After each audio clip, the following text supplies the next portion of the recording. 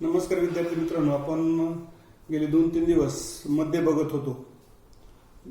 मीन आपण ज्याला म्हणतो सरासरी ॲव्हरेज. आता आपल्याला मध्य बघायचंय. तत्पूर्वी गेल्या वर्षीच आपल्याला मध्य कसा काढतो आपल्याला माहिती की आपण दिलेल्या अवर्गीकृत वारंवारता वितरण सारणीचा मध्य कसा काढायचा. तर आपण काय करतो, संख्या चढत्या क्रमाने मांडायच्या. जी मधली संख्या असेल, विषम संख्या असेल तर समजा 5 संख्या असतील, मधली जी तिसरी संख्या आहे तो मध्य कसा यायचा. 6 असेल तर काय करायचं, समसंख्या असतील तर मधल्या 2 संख्यांची सरासरी आपण त्या ठिकाणी काढत होतो. तर यावर्षी आपल्याला मध्य काढत असताना वर्गीकृत वारंवारता वितरण सारणीचा फ्रिक्वेन्सी ग्रुप्ड फ्रिक्वेन्सी डिस्ट्रीब्युशन टेबलचा आपल्याला काय काढायचं आहे, मध्य काढायचं आहे. तर मध्यकसाठीचं सूत्र या ठिकाणी दिले बघा. महत्वाची गोष्ट यामध्ये वर्ग सलग असावी. वर्ग सलग संकल्पना तुम्हाला मी समजून सांगणार आहे. मध्यचं सूत्र L अधिक N/2 - C F divided by F into H. L म्हणजे काय आहे, मध्यक वर्गाची खालची सीमा, N टोटल फ्रिक्वेन्सी एकूण वारंवारता, H आपण मागच्या गणितामध्ये जे मध्य प्रमाण विश्लेषण पद्धतीने जी ची किंमत होती का ती आपली काय आहे, त्याला आता या ठिकाणी H म्हणलेलं आहे. त्यानंतर F मध्यक वर्गाची वारंवारता आणि CF मध्य वर्गाच्या वरच्या वर्गाच्या आधीच्या वर्गाची, आपल्याला जो आधीचा वर्ग आहे त्या आधीच्या वर्गाची संचित वारंवारता. संचित वारंवारता आपण गेल्या वर्षी शिकले, तरी उदाहरणामध्ये मी तुम्हाला समजून सांगणार आहे. मुद्दाम तुमच्या समोर 6.2 मधले गणित घेतलंय. आता हे 2 स्तंभ आपल्याला त्याचे 3 स्तंभ करायचे. बघा, उभे स्तंभ 2 जे आहेत आडवे त्याचे आपल्याला उभे करायचे. कशा पद्धतीने करता येतील आपल्याला बघायचं. हा तिसरा तक्ता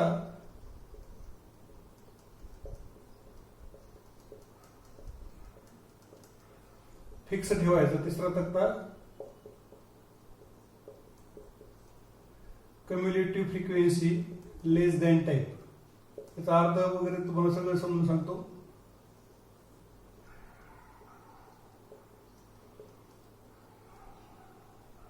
कम्युलेटिव्ह फ्रिक्वेन्सी लेस दॅन टाईप. आता या ठिकाणी वर्ग, क्लास, या ठिकाणी वारंवारता फ्रिक्वेन्सी आणि हे गणिताप्रमाणे बदललं. आता इथे काय आहे, दैनंदिन कामाचे तास. दैनंदिन कामाचे तास गणिताप्रमाणे बदलणार आहे. इथं कर्मचाऱ्याची संख्या, नंबर ऑफ एम्प्लॉईज, कर्मचाऱ्यांची संख्या. याच्यामध्ये 3 उभे स्तंभ गरजेचे आहेत. 2 स्तंभ गणिताप्रमाणे आणि एक तिसरा स्तंभ आपण केलेला आहे. आता पहिल्या आपल्याला हा वर्ग दिला बघा, 8 ते 10, 10 ते 12, 12 ते 14, 14 ते 16 आणि शेवटला आपल्याला टोटल एकूण हा जो वर्ग बघा 8 ते 10, 8 वजा 10 आहे तो 8 ते 10 हा वर्ग बघा. 8 ते 10, 10 ते 12 आपण समजा घेतलं, 12 ते 14, 14 ते 16 हे वर्ग सलग आहेत का, कंटिन्युअस आहेत का.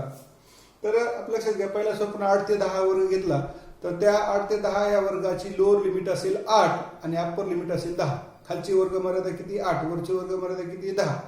पुढचा वर्ग घेतला आपण 10 ते 12, त्यामध्ये लोअर लिमिट असेल 10, अप्पर लिमिट असेल 12. म्हणजे बघा, एक हा 10 अंक 2 ठिकाणी आलाय, म्हणजे कुठंच गॅप नाही. ते वर्ग कसे सलग आहेत.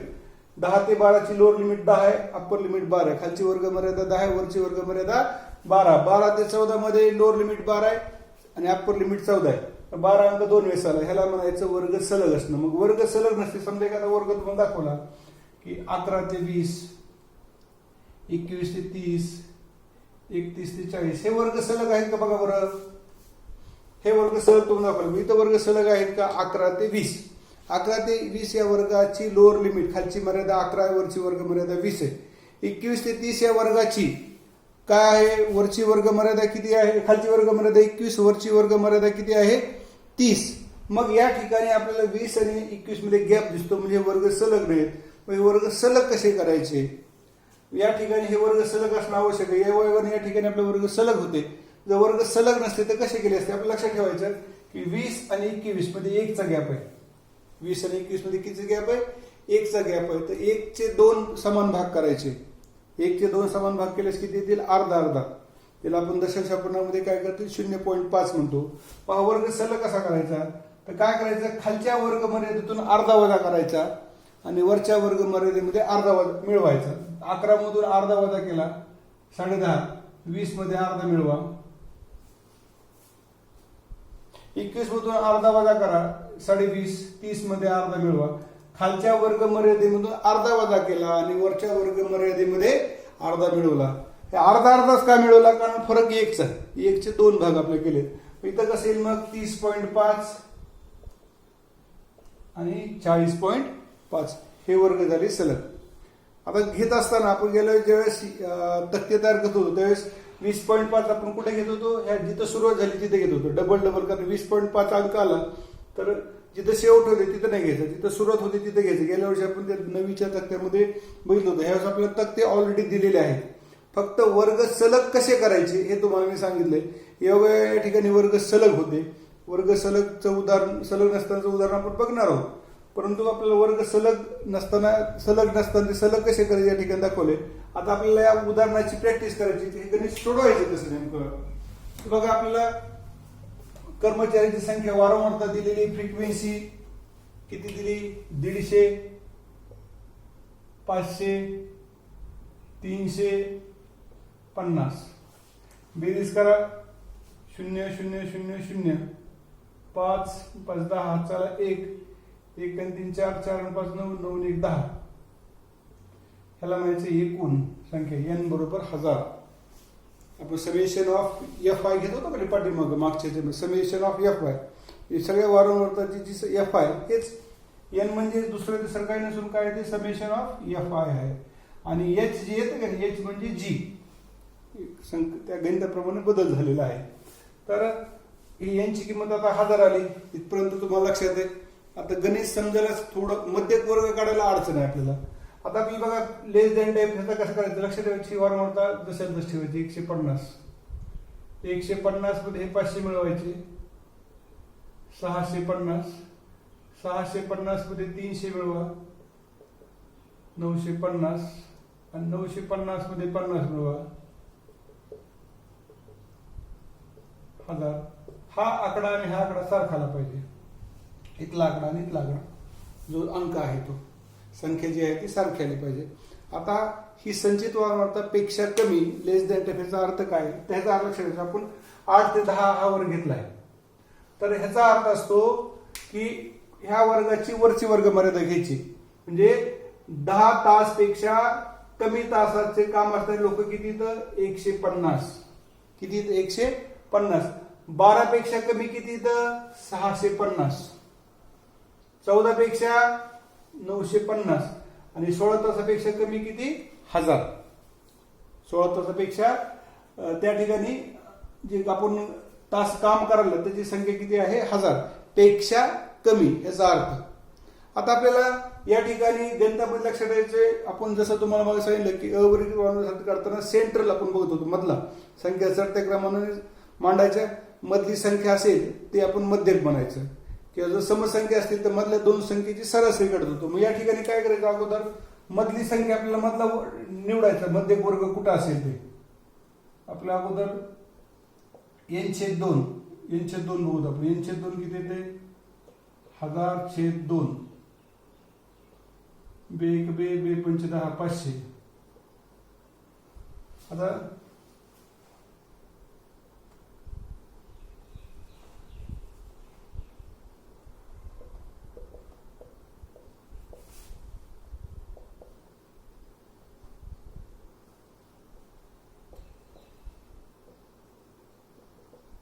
this frequency comes in class.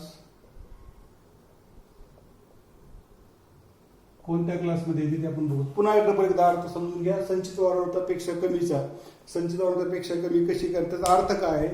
10 तासापेक्षा काम करणारी संख्या किती? 150. 12 तास काम करणारे 12 तासापेक्षा कमी काम करणारी संख्या किती? 650. 14 तास किंवा 14 तासापेक्षा काम करणाऱ्या कामगारांची संख्या किती? 950. आणि 16 तास किंवा 16 तासापेक्षा कमी काम करणारी संख्या किती आहे? 1000 पेक्षा कमी. ह्याचा अर्थ आता हे शोधायचे कुठे? 500. ह्याचा अर्थ काय बघा. हे 150 म्हणजे कसे लक्षात ठेवायचे? तुम्हाला मुद्दाम हे रफ मध्ये समजून सांगवलंय. हे 150 कसे आहेत माहिती का? 1 ते 150. 1 ते 150. आता ह्याच्यामध्ये 500 कसे आले माहिती का? 151 ते 650 असे 500. 151 ते 650. बघा 151 पासून 650 500 येतील. इथं कसे येणार आहेत? 651 ते 950 म्हणजे याच्यामध्ये किती आले? 300 आले. 651 ते 950. बघा तुम्ही 651 आणि शेवटी 951 ते 1000 हे आले 50. बघा 951 ते 1000 मध्ये 50 येतात. ह्याचा अर्थ नेमकं कुठेही आपल्याला शोधण्यासाठी तुम्हाला मी रफला सांगितले. बघा 1 ते 150 मध्ये इथं असेल.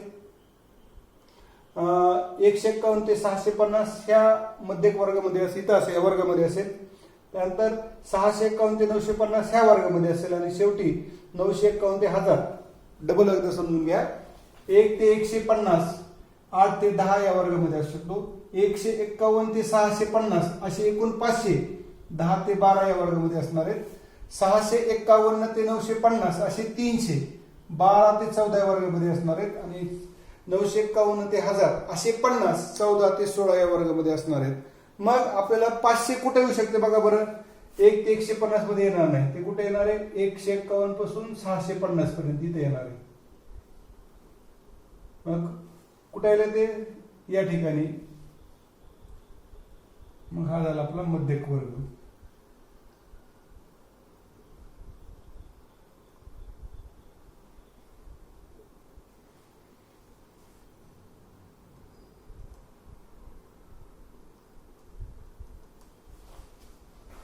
पुन्हा आपण लक्षात घ्या, ह्याच्यामध्ये मध्यक वर्ग समजलं की गणित संपलं आपलं.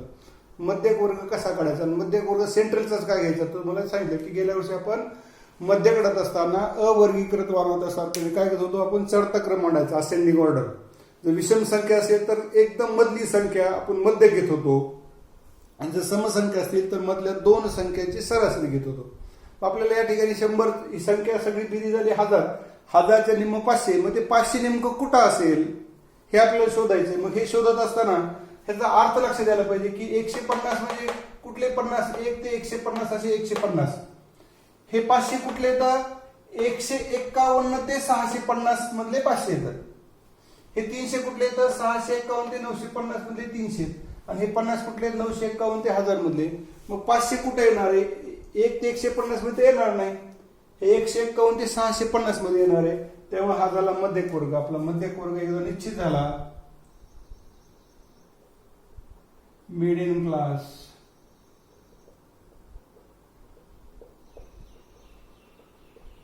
दहा ते 12. मग बघा 10 ते 12 इथली जी किंमत असते याच्या समोरची जी वारंवारता फ्रिक्वेन्सी एफ आणि ह्याच्या वरच्या वर्गाची जी वारंवारता आहे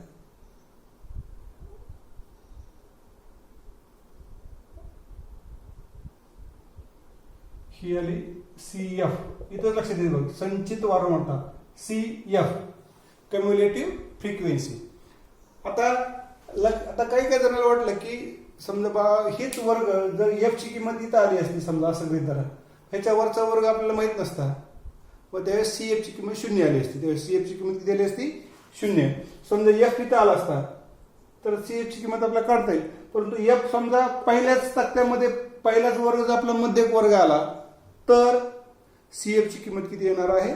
0 येणार. सीएफ ची किंमत 0 येणार. या ठिकाणी सीएफ ची किंमत लक्षात दिलेला जो मध्यक वर्ग आहे, मध्यक वर्गाच्या वरचा वर्ग त्याच्या अगोदरचा प्रिसाइडिंग 8 ते 10 त्याची आपल्याला काय करायची? कम्युलेटिव्ह फ्रिक्वेन्सी घ्यायची, संचित वारंवारता. हे झालं. मग आपल्याला या ठिकाणी मध्यक वर्ग एल ची किंमत काय? Lower limit 10. 10 ते 12 या वर्गाची लोअर लिमिट किती? एल. एल ची किंमत आपल्याला आपण n/2 काढलेलंच आहे. आता बघा तरी मी n/2 आपल्या सूत्रामध्ये जे लागणार आहे ते लिहून ठेवतो इथं. एच क्लास विड्थ आपण जी ची किंमत काढतो. लक्षात ठेवायचं वर्ग सलग आहेत. 8 ते 10 किती गॅप आहे? 2चा. 10 ते 12 2चा. 12 ते 14 2चा. 14 ते 16 2चा. त्याच्यामुळे एच किती आला? 2. 2 कसं आलं लक्षात घ्या. 2 म्हणजे आपण काय केले, अप्पर लिमिट मधून लोअर लिमिट वजा केली. हे तुमच्या लक्षात येण्यासाठी 12 वजा 10 बरोबर 2. आता या ठिकाणी 12 वजा 10 ही वजाबाकी आणि इथं 10 ते 12 हा वर्ग आहे, लक्षात ठेवा. आता तुम्ही म्हणता हे 10 वजा 12 म्हणजे वजाबाकी, तसं नाही. 10 ते 12 हा वर्ग आहे आणि या ठिकाणी ही याची किंमत कशी आली तुमच्या लक्षात येण्यासाठी कुठलाही वर्ग घ्या तुम्ही. 8 ते 10 घ्या, 10 ते 12 घ्या, 12 ते 14 घ्या, 14 ते 16 घ्या, ती याचे झालं. त्यानंतर एफ ची किंमत आपण काढली 500. सीएफ ची किंमत किती आहे 150. सीएफ ची किंमत किती आहे 150. ह्या किमती एकदा आपल्याला लक्षात आल्या. महत्वाचं काय आहे त्यामध्ये, आपल्याला मध्यक वर्ग काढणं थोडं अवघड जाते. मध्यक वर्ग काढला, सूत्रामध्ये किमती ठेवल्या, आपलं उत्तर येतं. तर बघा सूत्रामध्ये आपल्या किमती ठेवायच्या. सूत्रामध्ये किमती ठेवल्या की आपलं उत्तर येते.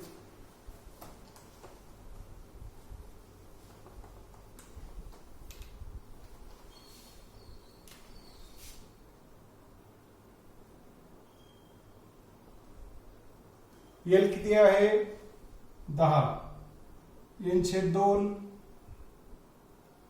500, सीएफ 150, एफ ची किंमत 500 गुणिले ची किंमत 2.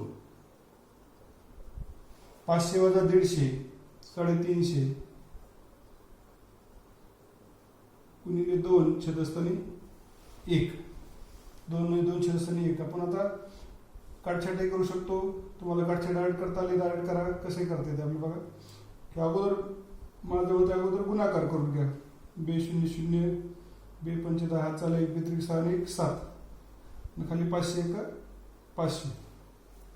2 0 0 2 5 10 चाला 1 3 6 1 7 500 1 500. मग 2 2 0 कटून दिले.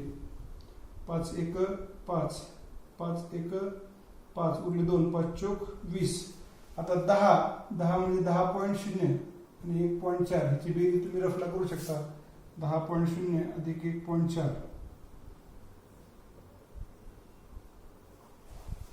11.4 हा आपला मध्यक.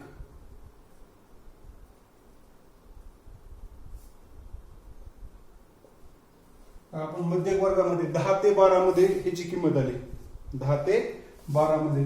तर आपल्याला अशा पद्धतीची सेक्रेटरी काय करायचं, फक्त मध्यक वर्ग कसा काढायचा हे तुम्हाला एकदा समजलं की आपलं उत्तर त्या ठिकाणी आलं. मध्यक वर्ग अडचण आली की मग आपल्याला त्या ठिकाणी उत्तर कुठचं येणार नाही.